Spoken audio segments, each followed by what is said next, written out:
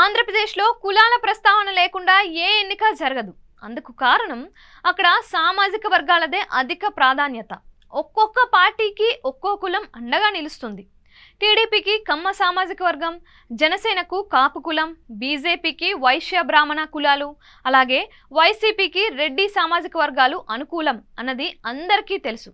అయితే మొన్నటి ఎన్నికల్లో వచ్చిన ఫలితాలు చూస్తే మాత్రం కూటమి పార్టీలకు కమ్మ కాపు వైశ్య బ్రాహ్మణ వర్గాలు అండగా నిలిచాయి. బీసీలు కూడా ఎక్కువ శాతం మంది మద్దతు పలికినట్లు ఫలితాల తరువాత తేలింది.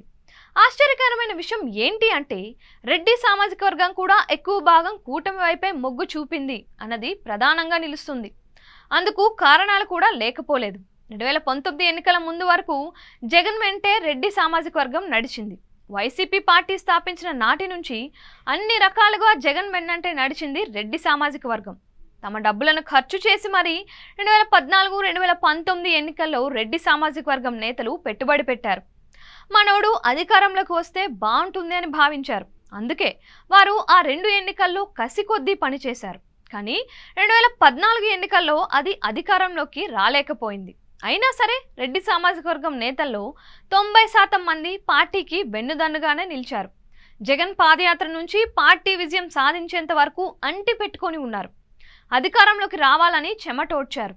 ఉన్న ఆస్తులను అమ్మి మరీ తమ నియోజకవర్గాల్లో ఖర్చు చేసిన వాళ్ళు కూడా అనేక మంది ఉన్నారు.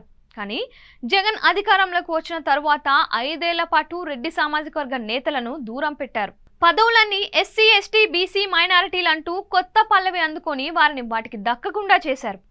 నామినేటెడ్ పదవుల్లోనూ వారికి పెద్దగా ప్రయారిటీ ఇవ్వలేదు జగన్.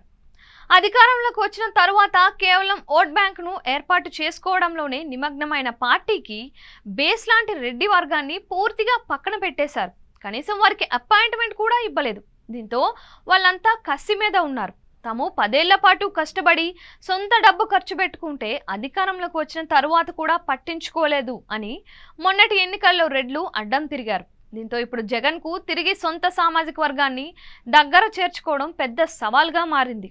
జనసేన ప్రభావం తక్కువగా ఉండే రాయలసీమలో కూడా తెలుగుదేశం ఆధిపత్యం చెలాయించడానికి ప్రధాన కారణం రెడ్లలో కసి తగ్గింది. వైసీపీకి దూరం అయ్యారని జగన్కు ఇప్పుడు తెలిసి వచ్చింది. అయితే వారిని తిరిగి దారి చేర్చుకోవడం అంత సులువు కాదు. కాలమే దగ్గరకు చేరుస్తుంది అన్న నమ్మకంతో జగన్ ఉన్నట్లు కనిపిస్తుంది. ఎందుకంటే జగన్ పార్టీ ఆఫీసులను కూల్చివేత పనులను ప్రారంభించడంతో పాటు జగన్ను ఇబ్బంది పెడుతున్నారన్న సింపతి మొదలైతే తప్ప తిరిగి వారు చేరరన్న అభిప్రాయం వారిలో ఉంది. ఈసారి అందరితోనూ కలిసేలా తనకు నేతలకు మధ్య గ్యాప్ ఉండకుండా ఉండేలా చూసుకునేందుకు జగన్ జాగ్రత్త పడుతున్నారని తెలిసింది. బెంగళూరులో ఉన్న జగన్ ముఖ్యమైన రెడ్డి సామాజిక వర్గం నేతలను పిలిపించుకొని ఇదే అంశంపై చర్చించినట్లు తెలిసింది. తనకు సహకరించాలని వారిని కోరినట్లు చెబుతున్నారు. అయితే పూర్తి స్థాయిలో ఆ సామాజిక వర్గం మద్దతు లభించాలి అంటే ఎంతకాలం పడుతుంది అన్నది మాత్రం ఇప్పుడే చెప్పలేని పరిస్థితి అని అంటున్నారు రాజకీయ విశ్లేషకులు.